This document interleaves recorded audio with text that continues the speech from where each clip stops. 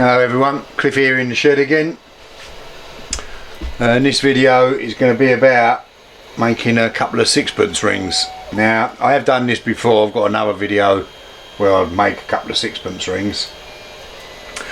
Main reason I'm doing this is because I've made this set here for somebody, and partly it's for their benefit, partly it's for anyone who's interested in making sixpence coin rings. What I want to try and do in this video is really highlight the problems you have with making tanner rings, because they're quite difficult to make. Having said that, when they go well, they're really quite easy to make. The problems with making sixpence coin rings is trying to get them too big, because they are very limited on the sizes you can do. So here are a couple that I've made. I'll do a still photo of these and bring that in. This one was made with a 8mm hole, an 8mm punch, and this one was made with a 10mm punch.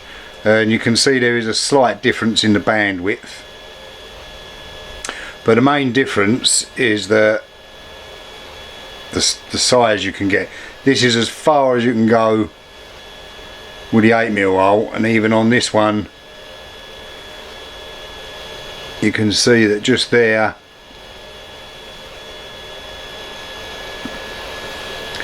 it wants to split there.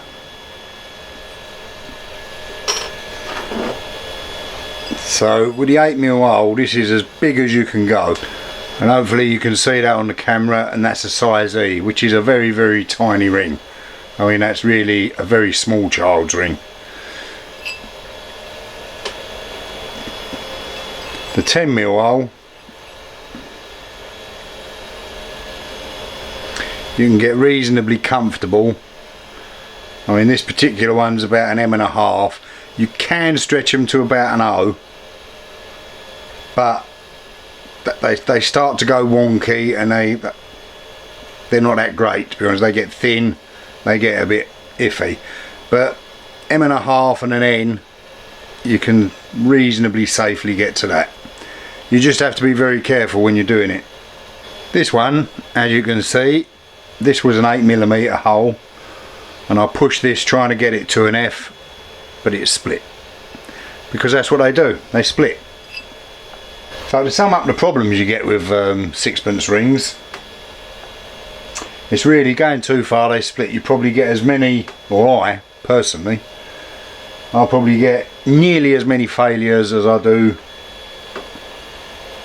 successes, but only really when you're trying to push it over the sizes I just said. So anyway, this is the set I've made. It's got an 8mm punch and sleeve, 10mm, a smaller cone, and a little sixpence 17.5 degree cone, and on the other side of that is a 5 degree little sizing cone, but really that is purely for sizing the smaller rings. It's just really something to put in the other end of it. Right, I'll grab a couple of tanners out of my tanner bag. I'll just get a random couple.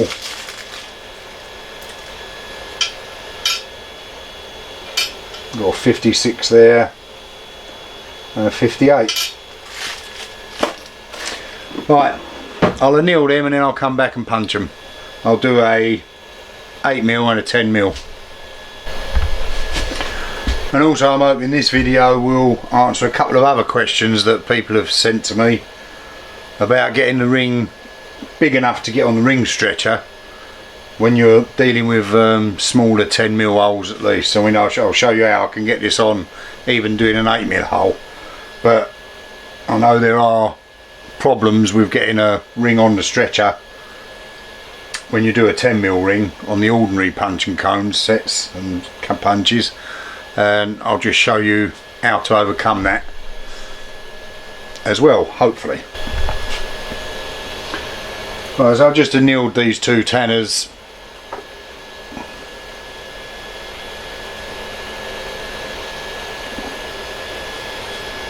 just as you ordinarily would. This will also take a shilling, this smaller coin ring punch, and it's got a reduction ring in there for a sixpence, and that just goes in as normal.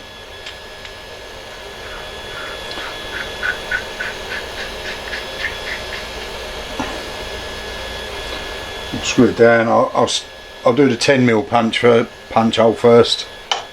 So I'm just going to punch this with the arbor press, because sixpence is only a thin coin. There's a slug out of one of the others I've done, and just like I've said before, you can put a little bit of pressure on it, twist the punch a little bit, put a bit more pressure on it, twist the punch a little bit, put a little bit more pressure on it, and through you go. And that's what you need to do with all of them, even if you're using the 6-ton press, is just take it easy, just take it slowly. I mean, the danger you've got when you build up an awful lot of pressure in, like the 6-ton press, is that you'll get to that stage, it will bash through, but it will bash right through, and the ram of the press will hit the top of the, and then because of the taper in there, the slug falls out.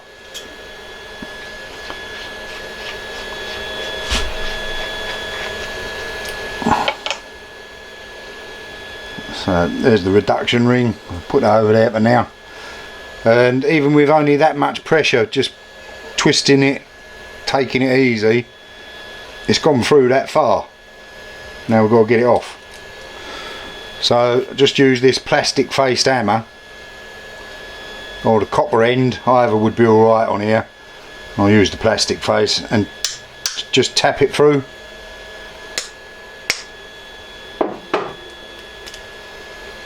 And off she comes.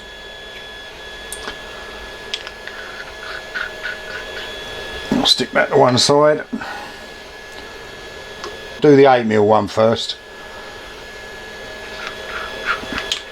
because another question I get from people is, can you hammer the punches? And the short answer is yeah, you can hammer the punches. So the sleeve goes in.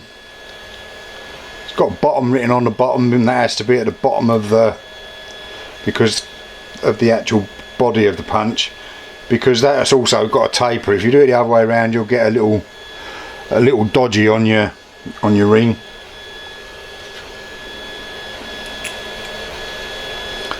So just put that in as normal, screw it up.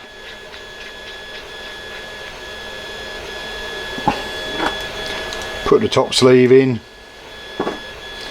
and get the 8mm punch. Now I ain't really giving myself enough room here to do this. Right, now the crucial thing about hammering them is you must use a copper or brass faced dead blow hammer. You really don't want to be hitting steel against steel, because almost certainly the punch will shatter. Now I haven't given myself an awful lot of room here, but it's a tiny punch and a tiny coin, so they don't take an awful lot of doing. And again, just twist it.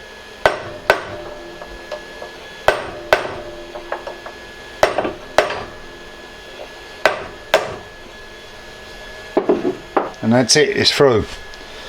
Now obviously on bigger coins it's going to be a lot harder, and you want to be in a better position, a sturdier base and whatever. There's the slug, there's the sleeve.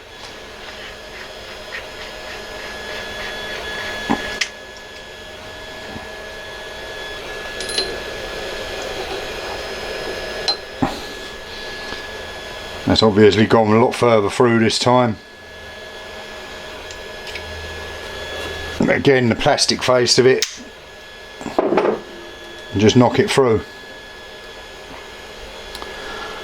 Right, I'll just put them away. So here we go, here's the two coins. One's got a 10mm hole, one's got an 8mm hole. And I'll start with the 8. So this is the cone for it. I want the date pointing out, so that's going down.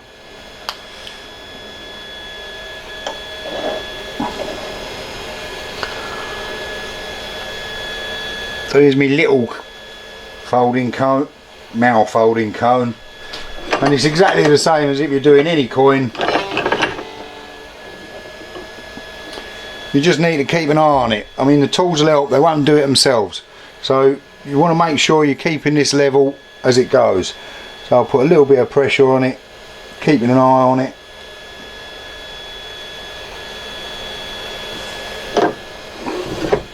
I'll probably normally carry on a bit there, but hopefully you can see it's going slightly quicker down that side than this side.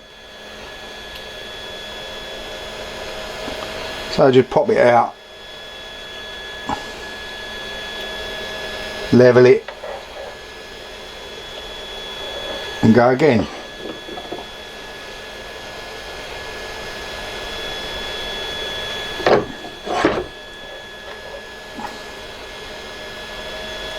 Well, I know there's plenty of coin ring videos out there where people go gung-ho at it, bashing it out all in one go, but you don't need to, and you want to get these initial stages as good as you can. So just take a bit of time and get the ring as level and as square as you can to start with, and it makes your life easier for the rest of the process. And that's it, that's all the way with that.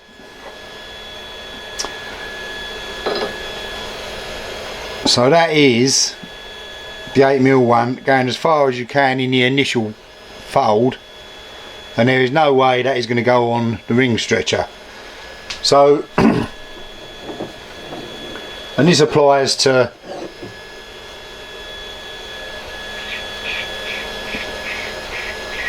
this is the same thing if you're doing the normal punching. You just put it the wrong way up on top of the punch, so you've got so the cone's got somewhere to go, and just open it out a bit more the wrong way.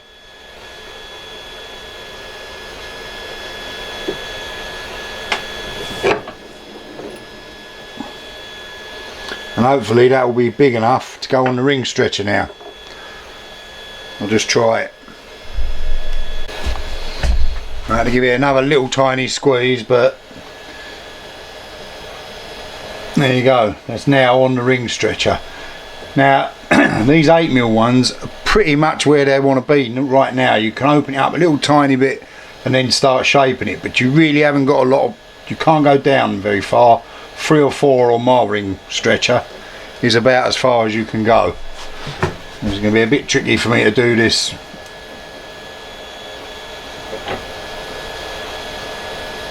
with a camera there.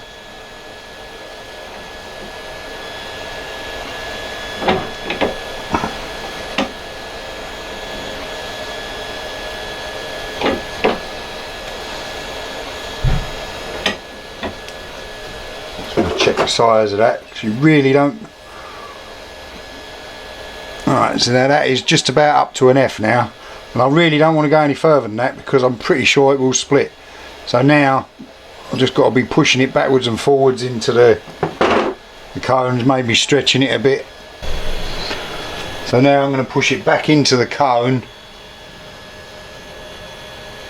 to start putting the fold on the edges and try and get it squared up. And it will probably be 2 or 3 trips backwards and forwards between here and the ring stretcher.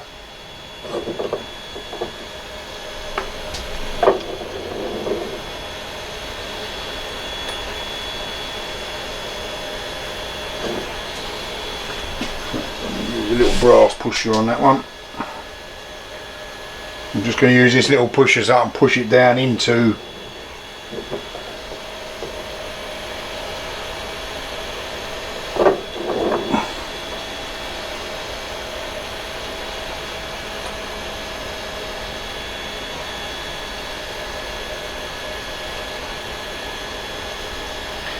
the cone.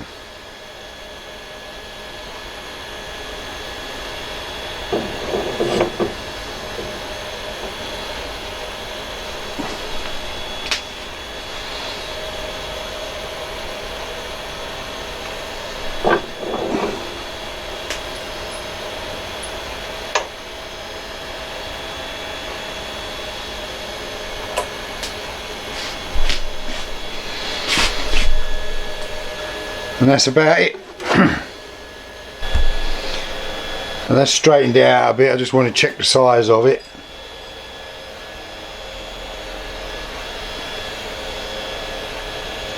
Right, that's about a C.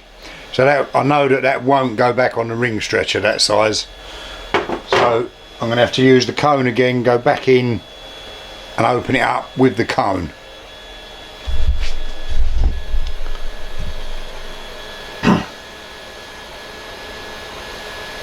I've just done one side, now I'm going to do the other, and then I'll do it actually on top of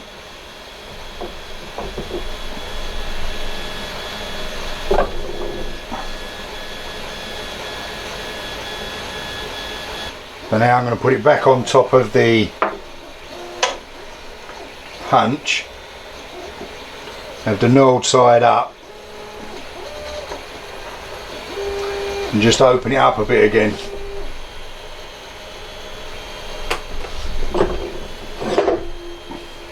I think it's time I re-annealed it.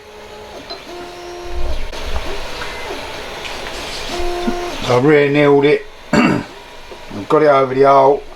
I'm just going to push the, make sure it don't go down the hole.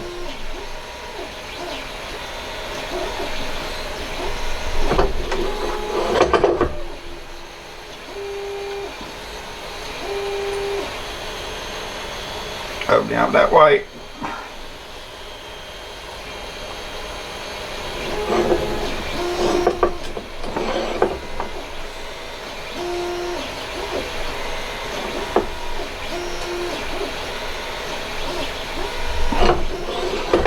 And that way. Let's see where we are now.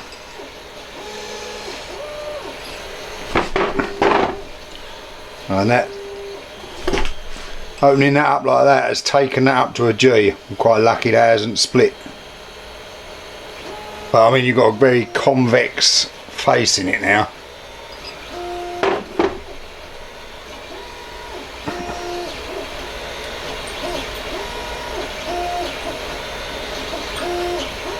So again, I just want to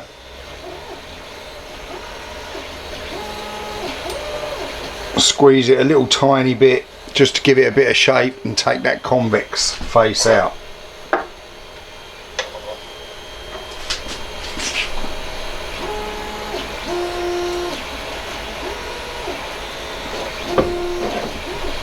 I really want a tiny little squeeze on here.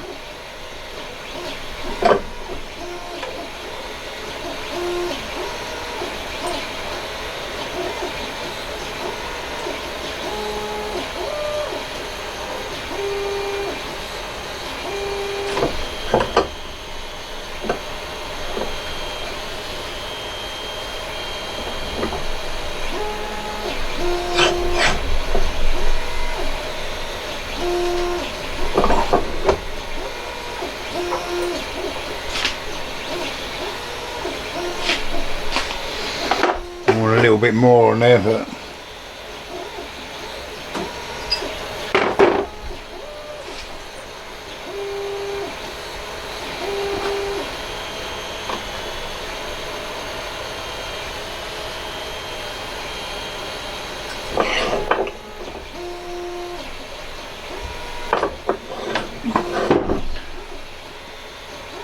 the pusher started to go into that and nearly bent it. You've always got to be careful. So it's got a little twist in that. I don't know if you can see it, but just pushing this down will flatten it out.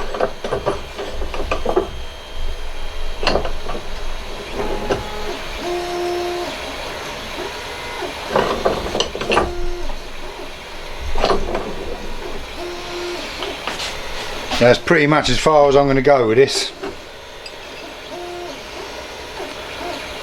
And like I said, that's an E, and that's about as far as you can go. Obviously now we do the ordinary cleaning up and polishing. And when I do take a bit of the lip out on the inside, it will just slide slightly over that E. But let's pop down and do a bit of polishing on it. So I'm just going to do this on my lap just so I can film it. I've got a little cone sanding disc in a Dremel. I'm going to take a little bit out on the inside just to try and get rid of some of the lip, and then take some of the lip off the outside and some of the lip off the outside of the cut edge.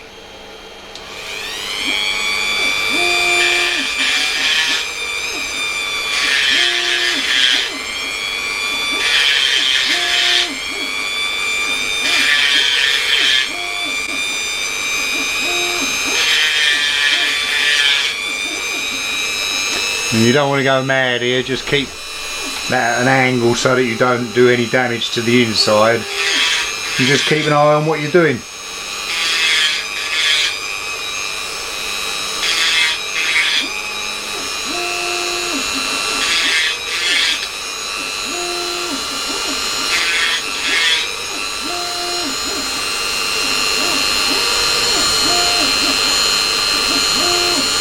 I think I'm about done there. And now I'm going to take a little bit off just of the outer rim.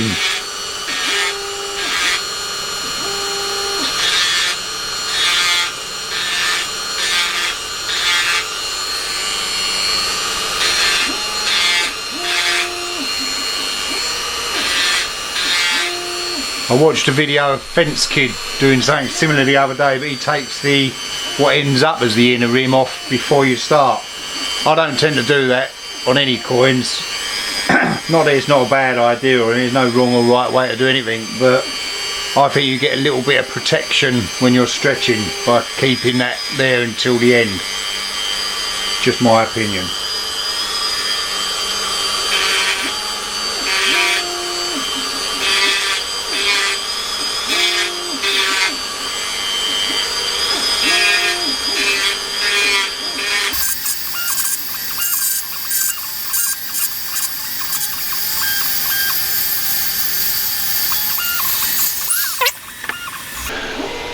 Right, so they're done now. Obviously they're rough now, and I don't know whether the camera's going to pick this up and focus well enough. You can see you've got a lot of little where it wants to split basically. You can catch them with your finger now, so I'll just rub that on a flat surface on some sandpaper until they're gone, and then just polish it up on the buff, run a little buff around the inside, and then we'll have a look at it.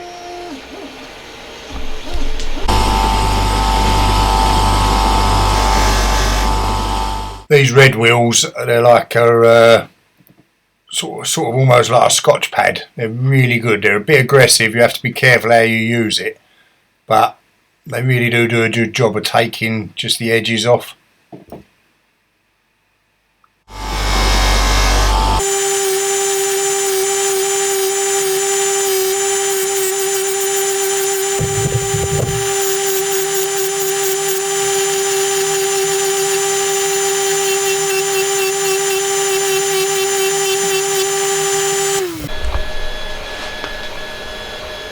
So I'm going to do pretty much exactly the same with a 10mm old Sixpence. Like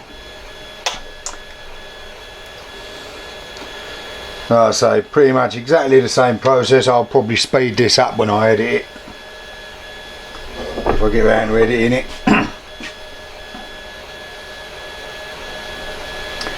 I was watching a YouTube thing this morning, and a girl on there was saying, or bloke, I'm not sure who it is, was saying YouTube are changing the way they recommend videos and things. They're going to, instead of it mattering about your subscribers or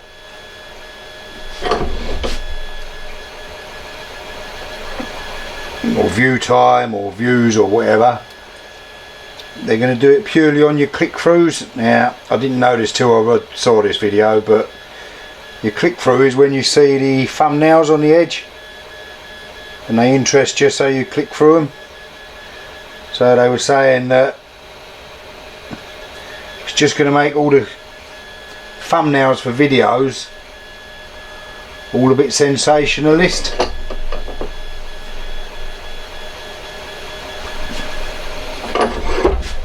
So I'm probably going to have to entitle this video Amazing Topless Model Makes Amazing Coin Ring. You won't believe it. And they won't believe it. Then they come on and see me with my shirt off and my belly hanging out. I think they'll click through and they'll click off again. I could be a model. I could model fat bloke corsets. Right, so that's that. The initial fold of that done. And again, that won't go on the because that's not even a C there. I know that won't go on the coin ring, on the ring stretcher. So I'm just gonna put it upside down on here again. Get a folding cone.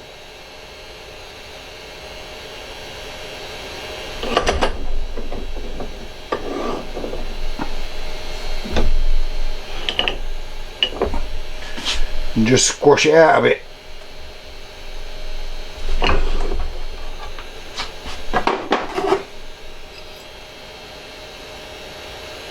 And that's it. I'll get that on a ring stretcher now.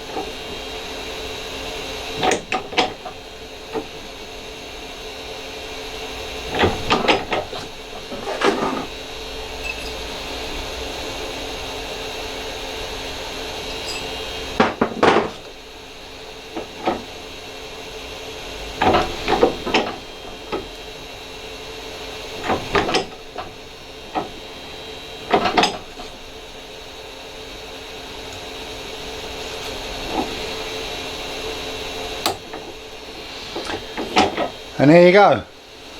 That one split. It's kaput. And that's how easy it is to split them. See, that was going fine. There was no rhyme or reason. So there you go. Like I said, nearly as many get buggered up as get made.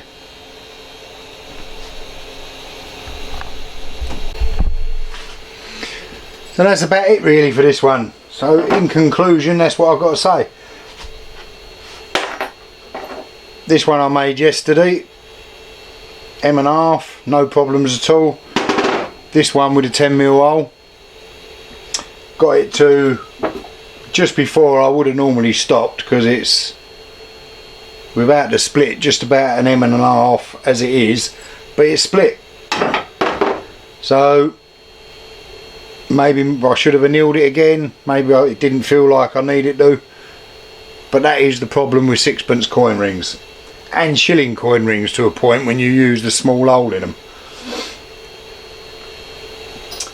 But here's the two 8mm ones, and they both ended up alright. So there you go. Well, I hope you found this reasonably interesting. I ain't going to expose you to me belly, you'll be pleased to know. And I better get this off to the person who wants it. See you again on the next one. Thanks very much for watching and for commenting. I really do appreciate it. Mine, there you go. See you later.